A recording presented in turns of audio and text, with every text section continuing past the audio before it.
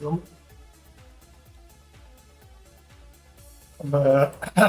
வணக்கம். டிபிஎஃப் ட்ரேடிங் பாலா பேசுகிறேன். 3 chart use பண்ணிட்டோம். ஃபெவி இண்டிகேட்டர் யூஸ் பண்ணுறோம் ஆப்ஷனுக்கு. இதுக்கு வந்து நம்ம டிபிஆர் யூஸ் பண்ணலாம். 20 மினிட்ஸ் ஆயிடுச்சு.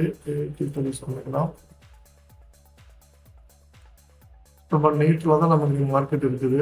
மார்க்கெட்டு திரும்ப போகிற இடம் வந்து நமக்கு 24301 இல்லை 24056 திரும்பவும்.